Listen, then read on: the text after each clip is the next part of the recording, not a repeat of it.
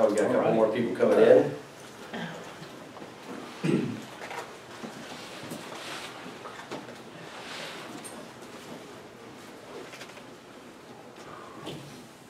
And I'll direct all my questions at the last 4 rows.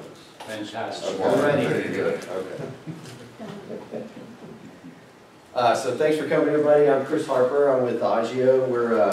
We're based out of New York, but just don't hold that against us. We're actually a bunch of good old boys and girls. We're out of Raleigh, or the Raleigh area, anyways, in RTP. We've been in this area for a long time, and about 3.5 years ago, we're acquired by a company out of Agio, or out of New York. A lot of really good people there. But PCI has been a part of our business really since the inception of the PCI standard. And we've been in the security business for much longer than that. So a lot of experience in that area. I would imagine that we have some PCI sort of experts here, and we probably have some people who know less about the standard. So what I'll try to do is just run through a number of things, just giving you an idea of where the standard has started and where it is now. And then just please feel free to either stop me, ask a question, or later on after the talk, if you want to get your food and then come back and ask questions and that kind of thing, please do. We have a booth over in the conference hall. So a few things we'll talk about. One is just, one of the things that's sort of fundamental to the PCI standard is certainly that events, not always breach events, but in many cases, breaches that have happened over time will drive either changes to or additions to the PCI standard. And so there's been a number of things that I'll point out that have happened over the lifetime of the PCI standard that sort of have driven where it is and what exists in the standard. I'll talk specifically about the most recent sort of change versions that have happened, version 3.1 and 3.2, and those were sort of April timeframe 2015 and April timeframe 2016. And then I've just got some supplemental information that a lot of people never see and don't look at, but you really should, and I'll point you in the direction of those things and hopefully get you out of here in a reasonable amount of time. I saw this quote not too long ago, and I won't read the whole thing to you, but one of the things that I would want you to walk away from this talk is PCI really ought to be a part of your security program. Don't think of, don't chase compliance as your end goal, because what I've seen over 10 plus years working with organizations that were becoming PCI compliant and just in security in general is if you're chasing a compliance standard, you're not very likely to be secure. And really what you're trying to do is protect cardholder data in this instance, but I would imagine that you guys have a lot of data that's not cardholder data that you still want to protect. But if you make your end goal or your efforts are spent on protecting that data, and you just focus on your security program, then compliance will sort of come as a side benefit. So this is a guy from Tenable Security. They make a network vulnerability scanner as one of their big tools that they make. But he said a lot of things change. One thing that's not going to change is the efforts of the hackers to steal data. But he says the challenge is the challenge of security is due diligence and a certain amount of paranoia. Really just meaning that you have to be constantly concerned that something bad's going to happen, but then sort of temper that with a programmatic approach to working through your program. So I thought it was a good place to start. In the early days, so PCI is about 10 years old-ish. It's 2004 or so is when the standard really came about. And the card brands were working to, they all used to implement their own individual programs, security programs. They got together and they created the PCI standard that they could sort of all agree on. And back then, what we saw was huge stores, databases of card data. A lot of it was unencrypted, so the use of encryption wasn't really there. Everybody was storing cardholder data as if if you were to speak to Forrest Gump, he would say they were storing cardholder data for no particular reason. They were just storing it because they had it. But you would see a lot of this, no encryption anywhere really. And so the earliest version of the standard was trying to address some of those fundamentals. Let's get firewalls in here, let's do some of the basics of encryption, firewalling, and eliminating cardholder data if you can. And that was also the time frame of some of these large-scale breaches where people were just getting started. Even the large organizations like TJX, which is like the TJ Maxx and those brands, Marshalls, etc. They had a really large breach around this time frame. PCI standard came out. They did their first couple of annual audits. They failed them. And these were the times where even Visa and others might say, okay, I get it, you didn't pass, but let's work on your program and we'll get there. And so early on we saw a lot of web-based attacks. The web is not terribly old, and so you saw a lot of crazy stuff going on. The Santee Worm was the thing that sort of came to my mind. I remembered that back from then. But it was basically, a worm that would take advantage of website weaknesses. And the first version of the PCI standard included references to the OWASP top 10, the sort of top 10 web-based vulnerabilities when you're coding applications. How many people are familiar with OWASP? OWASP top 10. So this is the Open Web Application Security Project. I think it's vintage of about 2001. It still exists now. It's updated on a regular basis. And it's basically taking good practices, identifying good practices that people can build into their web applications. So this was a part of the first standard. And the first revision of PCI also came as a result of a number of these web attacks that you would see, and they added on this requirement that basically said you've got to annually review your code or have a web application firewall, one of those two things. So events in the sort of threat landscape were driving early on even what was in the PCI standard and the changes they made.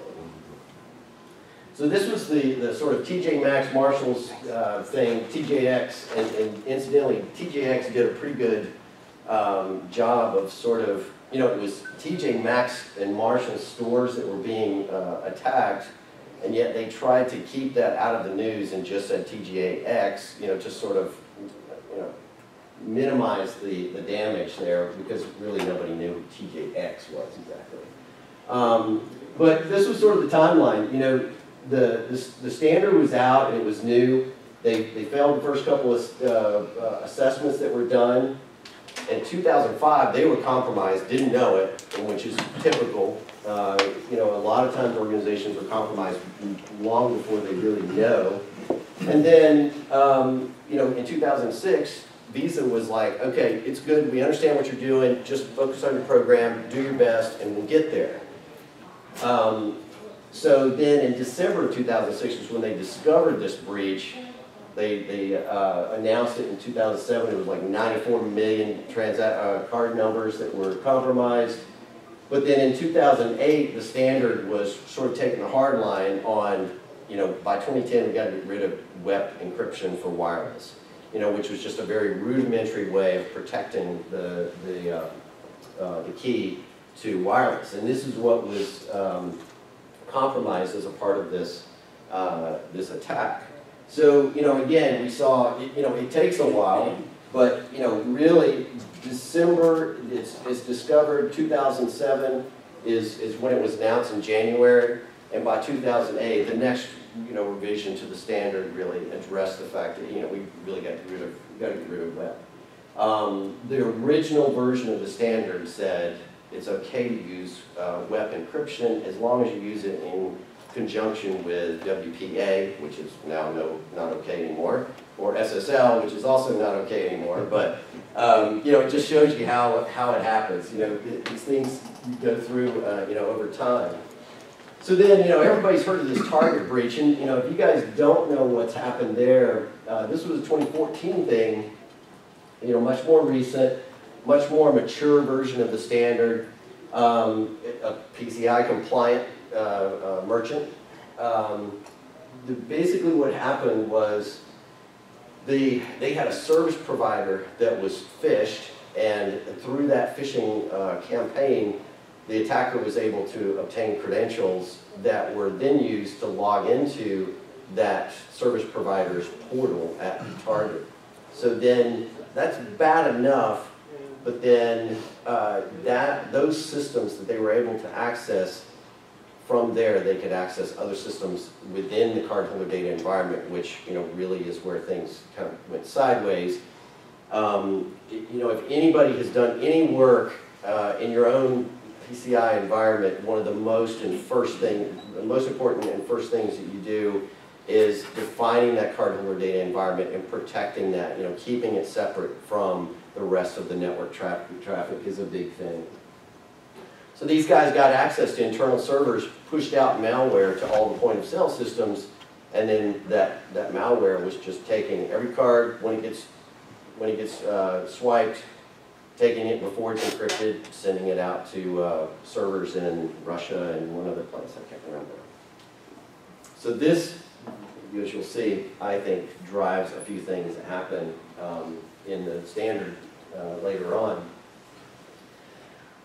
If you're new to PCI, this is really what we're talking about. You know, there's 12 requirements, they call them, but within those 12, it really breaks down to 350 plus individual requirements that you have to meet to become PCI compliant.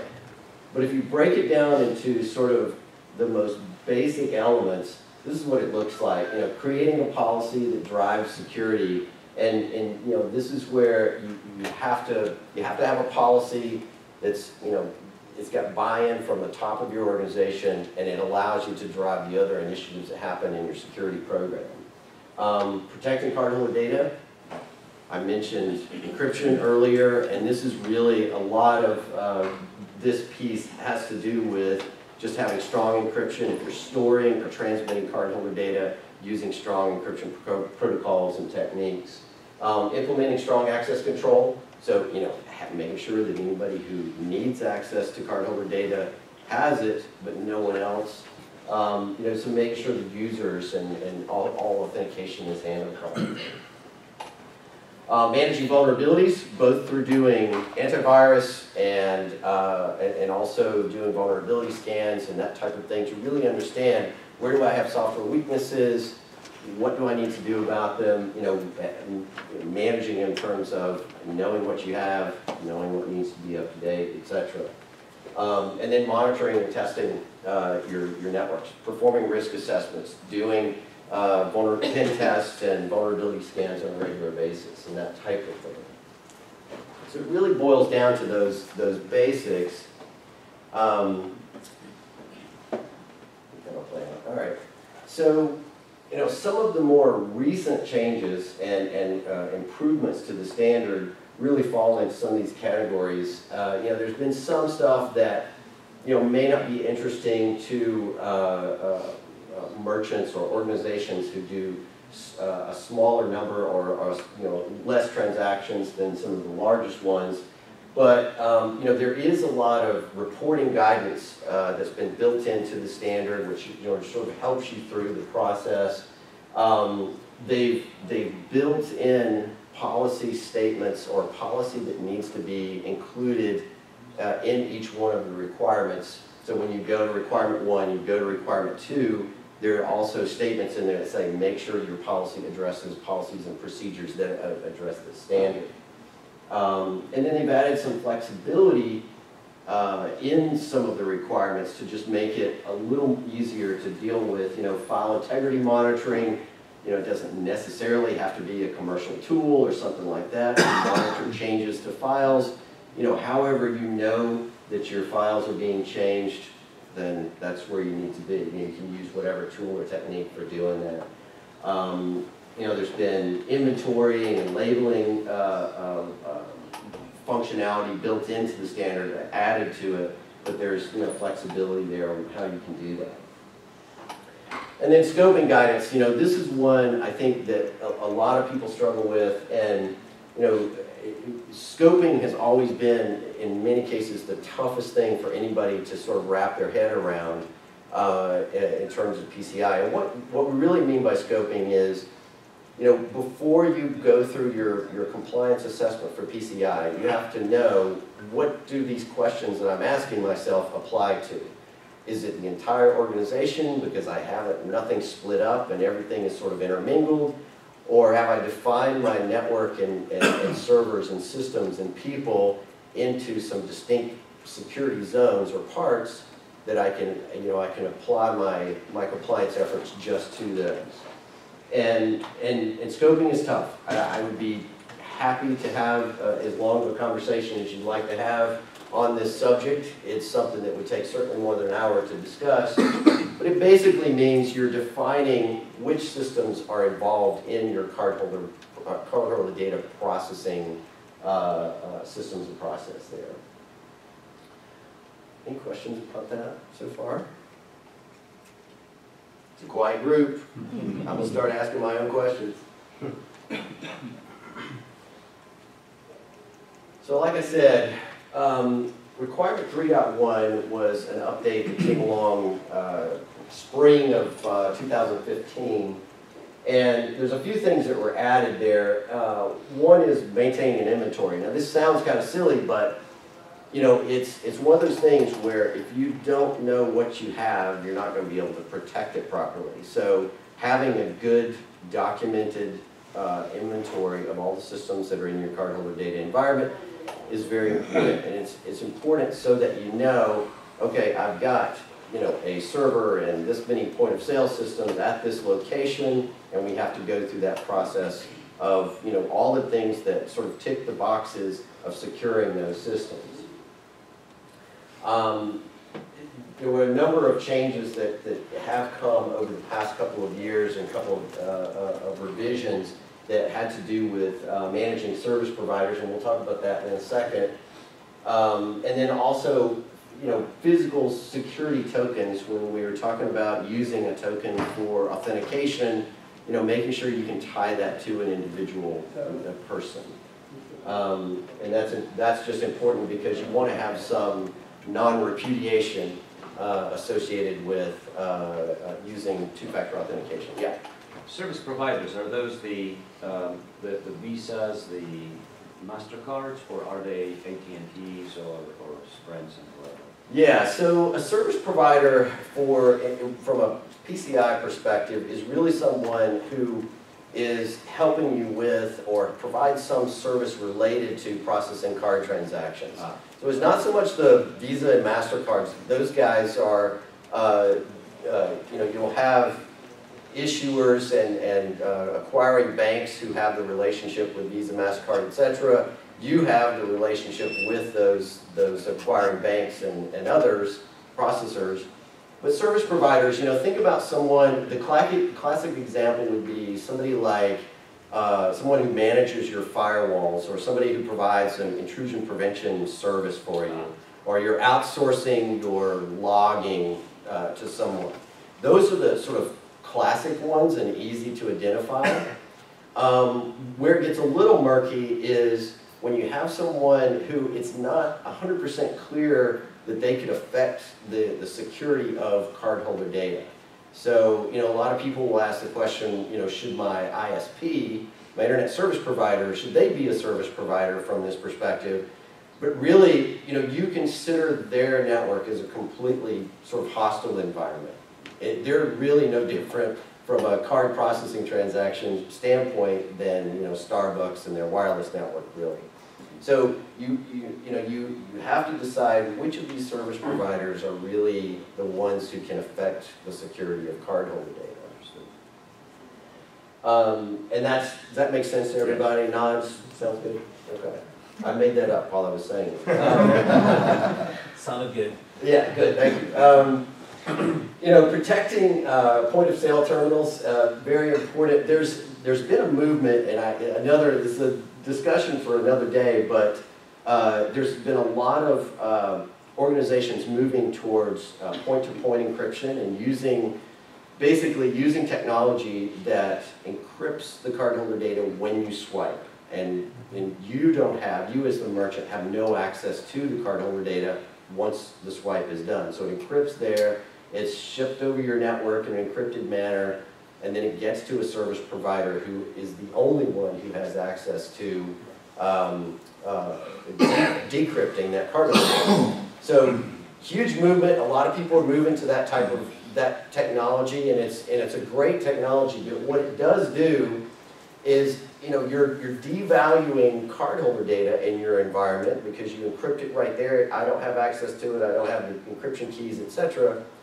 But there is still a burden on you to make sure that that equipment is protected. So there's been additional controls put in to make sure that merchants are protecting that equipment. Because a quick Google search or a look on YouTube, you can see people who will put skimming devices, and they'll manipulate in some way those devices so that they can grab cardholder data before it gets into that process. So a lot of the changes there are just based on that movement towards P2PE.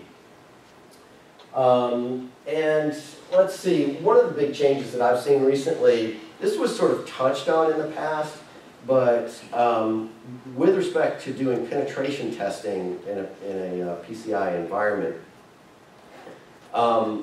pen testing, among other things, needs to test to make sure that the segmentation that you've implemented in your environment is actually working. And so we've done pen tests for PCI and for other reasons for many, many years. And we have, in many cases, you talk to the client and they say, yeah, we've got these VLANs established, we have a firewall that's controlling access, and if you're on this network segment, you can't get to our cardholder data environment. And so what we'll do is we'll say, okay, good to go. Let's jump on that wireless network that can't get to the cardholder data environment, and let's jump on that, just standard user network and see if we can get there. And time again, you can actually get there. Or we do a lot of pen testing, so we have a lot of stories, but one of our stories is that we went in to do a pen test, and our guy was just sitting in the lobby waiting to start the pen test, and they said, hey, it's going to be a half an hour or whatever, so if you'd like, you can jump on our wireless network and do whatever you want to do, just try to make him happy while he's sitting there. So he's sitting there, and he gets on the guest wireless, and he realizes that they've got a printer that's on their network that, if you want to, print something or whatever while you're on the guest wireless, you can do so. He gets on that printer and realizes that it has like a well-known vulnerability on the printer that allows him to connect to that printer, and it's also connected to, guess what? The cardholder data environment and the guest wireless network. So he can connect to the printer, and then from the printer just go directly into the place where they had the sort of crown jewels in that situation. It was just a simple vulnerability. If you think about printers and how many times you sort of visit all your printers and make sure they have the latest code, I'm sure everyone does that. But the building that into the pen test as a distinct function that needs to be done is something that's relatively new, but just making sure that the segmentation of your network is tested as part of the pen test. One of the things, the last thing on this list that I've seen people really struggle with is the service provider agreements. So there's a couple of requirements here that, and I believe truly that especially the pen test changes, where it says you've got to make sure that your network is segmented and that the segmentation controls are working, and service provider agreements in particular just have to have come from the target situation because, that was a service provider that wasn't being handled properly. And they also, if you come in through an HVAC system, for example, not that anyone would ever allow that to happen, but the HVAC system having access to the Cardinal or data environment is a bad thing. And so, these two controls, had they really done a good job of testing and verifying that as a PCI compliant environment, then maybe some of those bad things wouldn't have happened to Target. But really, what these service provider agreements do is make sure that it's documented somewhere that you and the service provider understand what your responsibilities are. That's really all it comes down to. And this could be a part of the contract, it could be some separate document, it could be an addendum, whatever it is. But you engage a service provider for certain functions and parts of your card processing, and you want to make sure that if they say, yep, our process is PCI compliant, we're good to go, whatever, you need to know where the boundaries are, because if you're not sure what it is that they're doing for you and where those boundaries are, as well as if they don't understand or they haven't articulated that for you, then you get into a situation where it's like, oh, well, I thought you guys, and we signed the contract 3 years ago, were doing such and such, but they're not really doing it. And an example might be they're running intrusion prevention for you, and you think that they're monitoring the logs of those intrusion prevention systems, but they're like, no, we're just running IPS for you. It's built into the firewall, et cetera, et cetera. So, understanding exactly, and asking them, where is it, what is it that you're doing for me exactly, and how does that map to the standard? Making sure you have that clearly defined is really important. And, also sort of holding them accountable for the security of the data that they're going to be, have access to in the systems. Is that clear? Does that make sense to everybody? We've seen organizations struggle for a long time to get this out of their service providers. And, the large service providers, the challenge is finding the right person who can provide this. And the small service providers, they're like, we don't know what you're talking about. We've never heard of that requirement. Why do we have to do this? And then it gets contentious. You have to find that right-sized service provider who understands PCI but also isn't too big to give you the information. So one of the things that, and this is a 2016 thing, one of the things that came along not too long ago, and this was back in early in the year, maybe let's call it 2 months before the 3.2 standard was released, they put out a couple of press releases, etc., about sort of where the PCI Standards Council sees the standard. And basically one of the things they said was, hey, this is a mature standard. We don't anticipate huge changes to the standard over time. And so when they first released the standard, 12-ish years ago, they said we're going to update this on a 2-year interval. So every 2 years you can expect a new standard. And they did that a couple of times. And then they said, we're going to change this to a 3-year interval. And they did that about once. And then this year they said, changed our mind again. We're going to change it whenever we feel like it.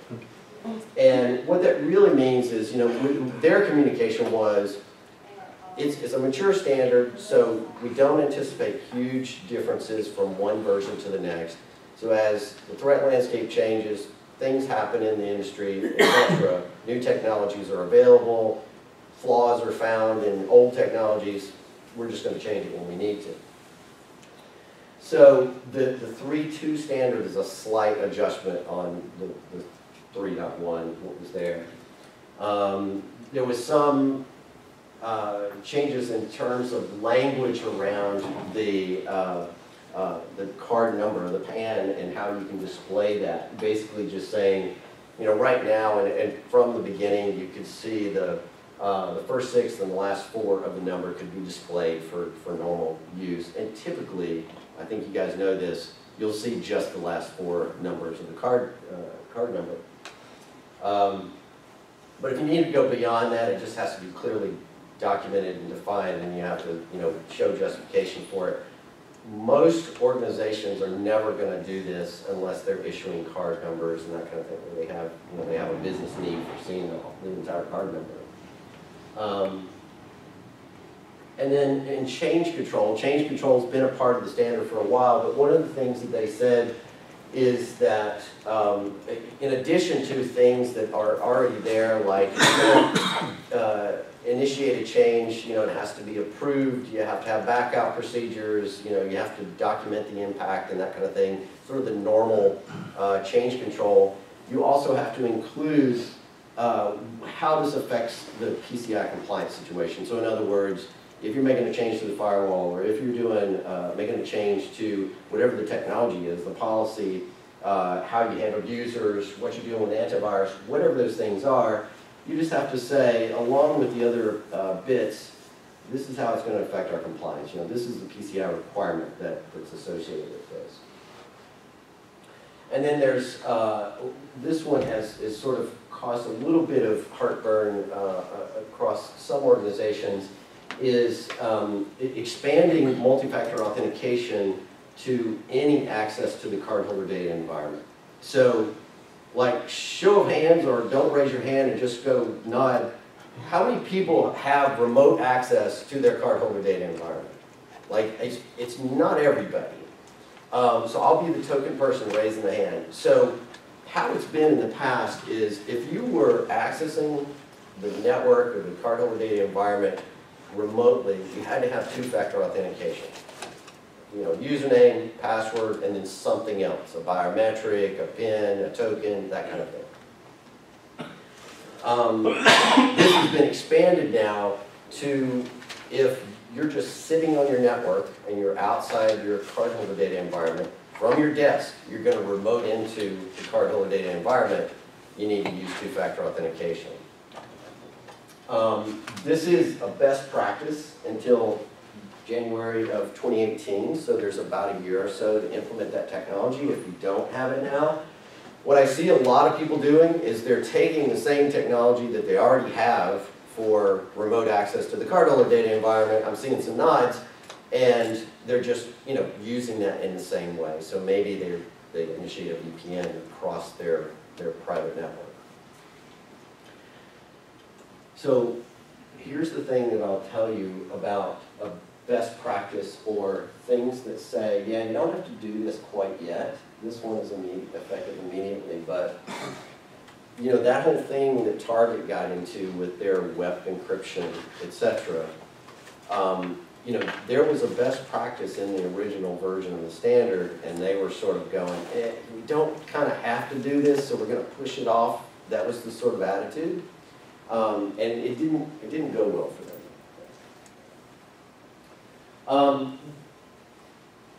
The PCI Standards Council has an annual meeting, and they talk about a lot of sort of bits and bytes about the standard. A lot of good stuff there. We could talk all day about some of the, all the detail that's there, but in this previous thing that we were just talking about having multi-factor authentication. Anytime you're doing non-console access to the cardholder data environment, it does sort of prompt you to make sure that you understand what we mean by multi-factor authentication. So really, it's something something that you have, or something that you are. So does that make sense to everybody? Something you know, or is it something you've memorized? Something you have would be like a physical token, an RSA token is sort of the traditional thing there. And then something you are is typically a biometric. So it's fingerprint, retina scan, etc. Yes? Are they also going this route with service providers, for instance, remotely accessing their hardware to fix a bug or something? They are. That is one of the things that I left out on the list. Is some of the requirements that were adjusted just for service providers, but yeah. And some of the service provider requirements are similar or the same as what you would have as a merchant, but they don't have the sort of grace period thing, so they're being a little more stringent on that. In particular, the retirement of SSL, the SSL protocol, and early TLS. Service providers now have to provide a service that doesn't include that, and there's sort of a grace period for merchants. So, the other thing to just know about authentication is, in general, is that it's emerging, it's changing. And it's changing based on, just the threat landscape is the best way I can describe it.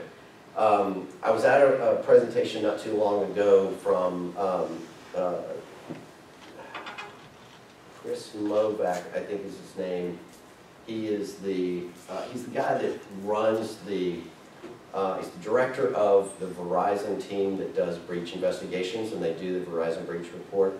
And he referred to passwords as adorable. And what he really meant was they're useless. They don't really do anything for you. And passwords, bad passwords, the compromise of passwords, the use of default accounts, and that type of thing is involved in probably 70% of all breaches in some way. They're not always the only thing, but they're always involved, or they're often involved in just about everything. The National Institute for Standards and Technology has a revised publication, 800-63, that talks about authentication, and their proposal is sort of the removal of some of the things that we know as being commonplace these days, namely using a text message or an SMS message as a factor in your multi-factor authentication. And I know for the things that I do on a regular basis, a text message is often one of the ways that I get that extra factor in authenticating. So if you get this presentation, follow the link, read that, you'll kind of see where authentication is going likely.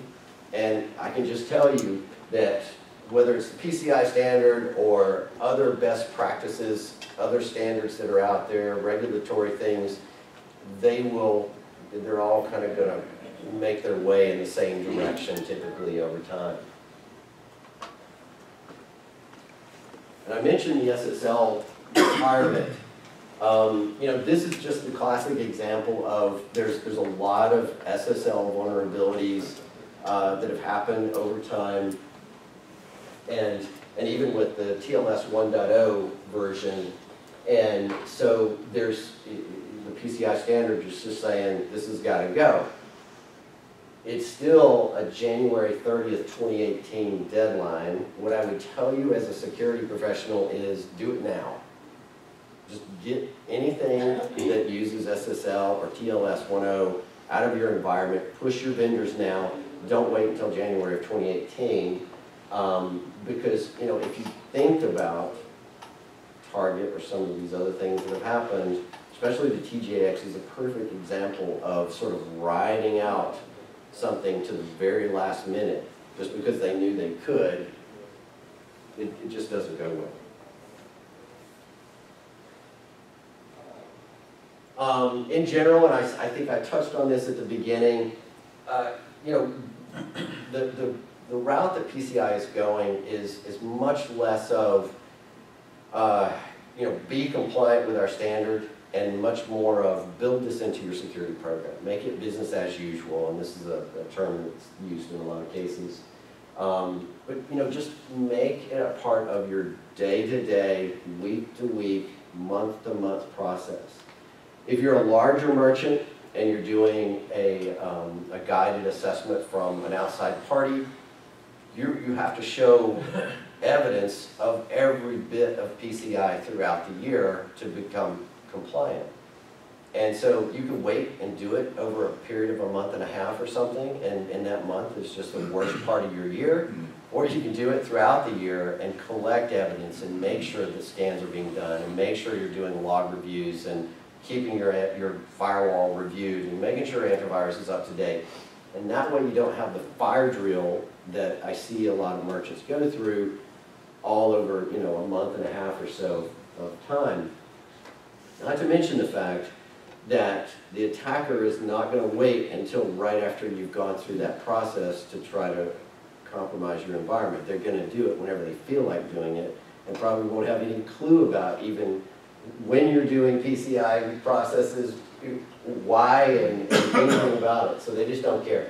Protiviti made a good statement in a recent report where they said clients with an ongoing PCI compliance program average about 5 to 15% control failures, which means 5 to 15% of all the things that you might be required to do for PCI, you know, they're going to fail occasionally. Something is not going to work out. You didn't update the antivirus. You didn't review the firewall. You don't have, you know, you do have some insecure protocol allowed in the firewall that you didn't know. But those that don't have this ongoing compliance program, they show 25 to 50% failure, which really means, I mean, if you said, yeah, I'm going to do this job and I'm going to fail 50% of the time, unless you're a weatherman, you're not doing very well. I mean, that's not good. So I think that's the only job you could be in and still fail 50% of the time, and it'd still be okay. So, you know, it really just means make it a part of your program. You know, make this happen as part of your day-to-day, and it'll be much easier. So, you know, what I've seen with these changes and the things that have happened over the past couple of years with, you know, PCI and where it's at now, I see it taking a little longer with how they've made the changes to the standard. It takes a little longer to do your assessment. Whether you're self-assessing or you have an outside organization like ours do an assessment for you, it takes longer. For us, doing an assessment for someone, there's just more to collect, more to look at, more to see, more to check out, all of that. It's just more difficult. And for you, if you're really going to take it seriously and make sure you're doing everything, it takes more time. When you do an assessment for another company or business or whatever, and let's just say you're starting from the bottom up, do you do and help them do all their policies that have to be uploaded as proof? We do. I mean, it's... So you have policy templates, maybe? Do you know any company that has policy templates that actually lead over and equate to the procedures that need to go with those templates, and then possibly some kind of forms that would go with the procedures? No. Anything? No. Okay. So here's my spiel on the T word. You can do Google searches and probably spend $500 or less and get a set of policy templates that then you can do a search and replace, put your name in, do all that, and from a policy standpoint, you would have something that if someone came in from the outside and said, okay, I need to look for these elements in the policy and make sure they're all ticked, and it would tick all those boxes. But it really just doesn't work that way. We can help you with building policy, and what we do is we sit down with you, we understand how your security program works, where you have holes and things that we think that you just aren't addressing. We'll say, here's a best practice, here's what we think would work for you, etc. And then we'll build you a policy that works. It takes more time. But the policy is really, I mean, you've probably heard this 100 times, but the policy has to be the thing that drives everything else you do. It's at the top. It needs top-level buy-in in the organization, and it really has to reflect you as an organization. I mean, the culture in each organization is a little different. How you're going to approach security, what's important to you, the things that would put you out of business, and I know who I'm talking to here, but the things that would really hurt you are different from one organization to the next, and that really needs to be reflected in the policy. The second thing I'll say is that it's really difficult for somebody to templatize procedure. Really what that means is you're going to have to look at, how do you do something? You'll have a procedure for something. You know what you do. you'll have to spend the time to say, all right, if we're going to set up a server, for example, here's the steps. Here are the things that we have to do when we're going to do this. And my guidance would be, keep it simple. Don't make it so detailed that where every time you make a slight difference in the operating system or some of the very particulars about it, you have to change that documentation. Think about network setup and how you're going to deploy a new piece of network hardware. If the standard and the procedure you set for that speaks to the person who's going to do it and they're qualified, you say, put the latest code, this is the VLAN we use for management, turn off telnet, some of those basic things. And then you know that your network gear all sort of fits that same profile. Then it's simple enough to where if you say, okay, we're stripping out all the net gear and we're going to Cisco, those same things would apply. Okay, we're going to use this VLAN for management, we're going to turn off telnet, we're going to do, whatever. This is how we manage passwords for our network gear. But those things are, someone can help you for that, with doing that, but it's really going to, the heavy lifting is going to be the organization getting there. Don't try to document yourself to death to where then you have this huge, massive thing you can't manage when you're all done. It'd be like trying to boil the ocean. You're not going to get there anyway, so you might as well do something that you know you can do. But start with that policy. It really needs to be, what the, city manager would agree with if he were to read it and say, this is how we handle security, or, this is how CIO, this is what the, whoever the stakeholders are, this is what they put their name on this. And something that you get, off the internet, a template thing, it's really something that, might be useful from a compliance standpoint, but like I said at the beginning, don't make compliance your goal. One more thing about this point that I was driving home about the best practices until, you can wait on this SSL retirement until January of 2018. So how much of this sounds somewhat familiar? This is an IT guy, and he says, saving money and being PCI compliant is important to us, but equally important is protecting ourselves against intruders. Even though we have some breathing room with PCI, we're still vulnerable with WEP as our security key. This is an actual quote from somebody at TGX back in the day. And this is the executive's response. My understanding is that we can be PCI compliant without that upgrade to the WPA, which is now not okay anymore. Is clearly a best practice and may ultimately become a requirement for PCI compliance sometime in the future. I think we have an opportunity to defer some spending from the 07 budget by removing that money for the upgrade, and I love this part because I've heard executives say this. As long as we all agree, this is the top guy saying this, right? He's saying as long as we all agree that the risks are small and negligible. Well, who's going to argue with you, right? So, okay. It didn't go well for them. So my recommendation is always, if you see something in the PCI standard as a best practice until, just do it. Just do it as quickly as you can.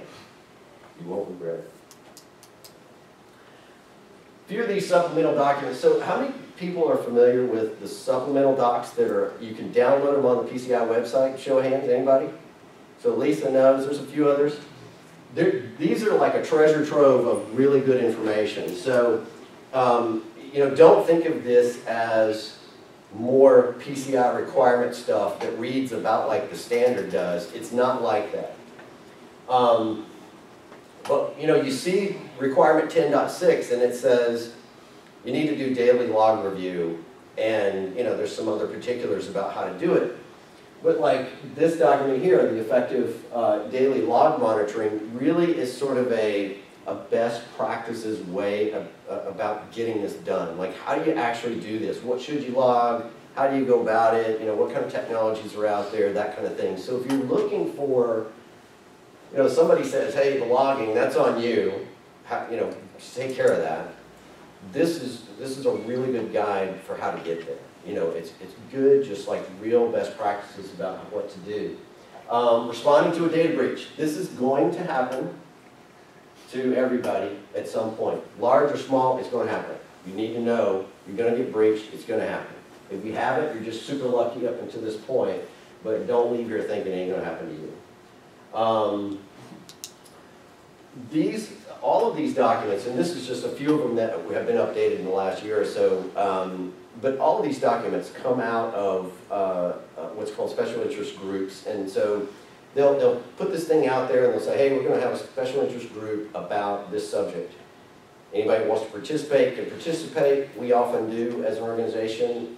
We participated on the third-party security assurance and pen testing guidance documents. And so it's just, real organizations out there. It's not sort of the ivory tower situation telling you, hey, this is how you can do this. It's just real people like using their experience to say, this is what works for us.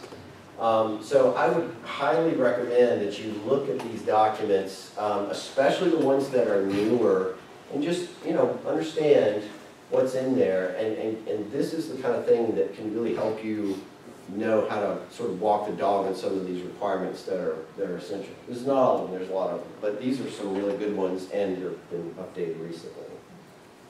You guys are all not small organizations, but you're small merchants, I would imagine, doing less than 1 million transactions a year in most cases. Some of you do more than that, but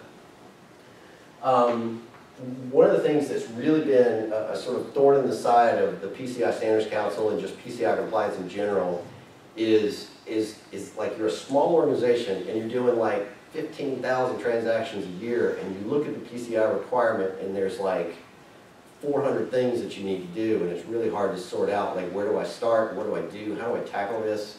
I can't chew this whole deal. So they've got this small merchant task force, which is, okay, there's a task force, but they've created a few documents that are very helpful, I think, to really sort of wrap your arms around PCI if you're one of those smaller merchants. This is another good bit of information to look at. Some of these are a couple pages long. They're sort of infographic kind of things, but some of them are longer and give you some real sort of brass tacks. I think you guys know this. Why are they focusing on small merchants now? I mean, for one thing, the larger merchants, Amazons and those guys have really had their arms wrapped around PCI for a while, but 54% of U.S. sales come from small merchants. And there's a perception amongst a lot of smaller merchants that this doesn't apply to me, I don't need to worry about it, nobody's interested in hacking my system, nobody cares. And that's just a sort of bad way to think. I would certainly think that merchants really don't care who you are. I'm sorry, attackers don't really care who you are. They'll just, a lot of times it's opportunistic in terms of who they're attacking. My advice, stay paranoid. Like the guy at the beginning. Healthy paranoia, but just like I said before, a couple seconds ago, you should not think we're never going to be breached, it's not going to happen to us. Just say, all right, so when this happens, what are we going to do? How do we deal with this? Let's make sure we have as many of our ducks in a row as we can so that we don't get caught out in a really bad situation. It's hot, it's lunchtime. We got 5 minutes left. Questions? When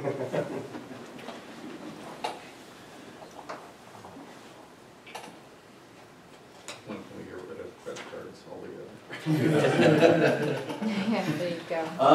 Yeah. You mean getting rid of plastic? That might happen here not too long in the future. The whole idea, probably not going to happen, but yeah, I mean, we could talk for a long time about mobile payments and the move towards that, and using the Apple Pays of the world and Samsung Pay.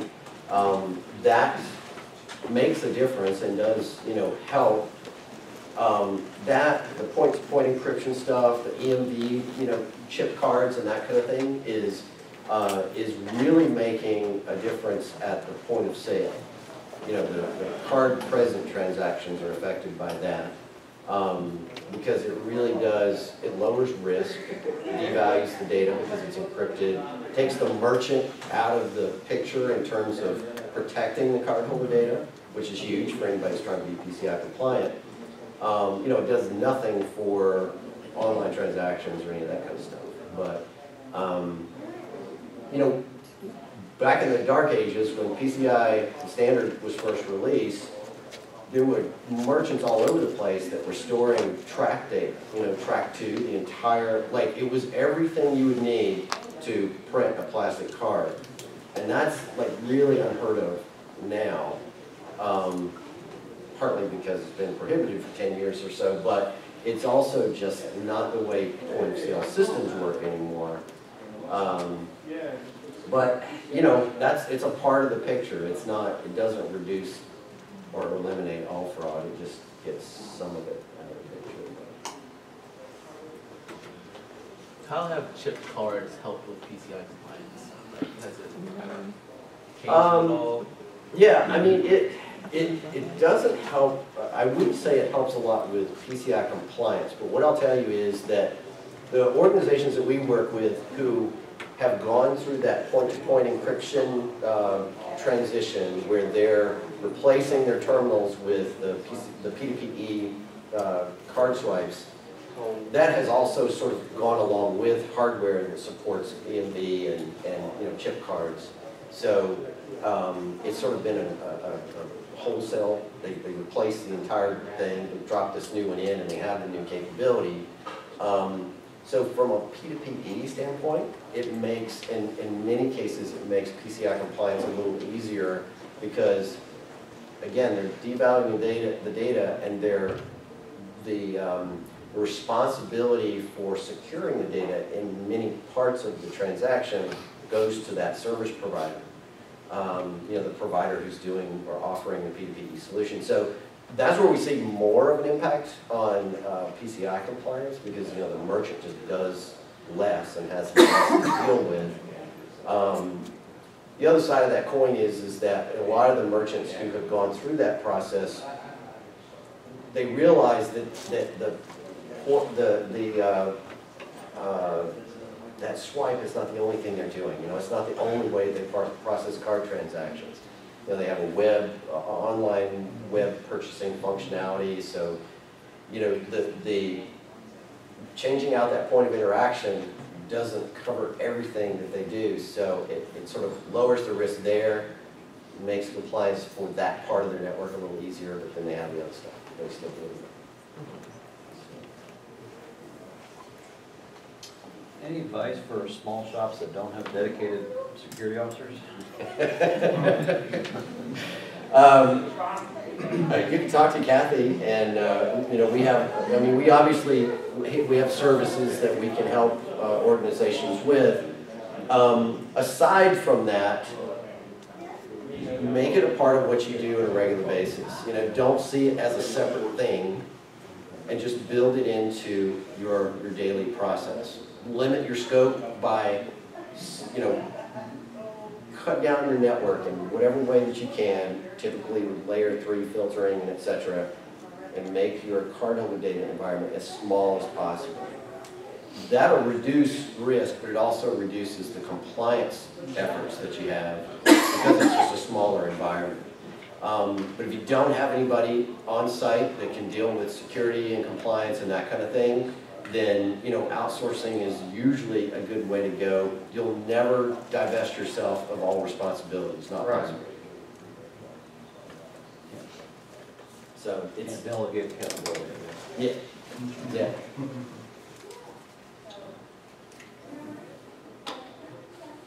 Anything else? We've lost half of the room, so. Yeah, I know. Yeah. Thanks, everybody.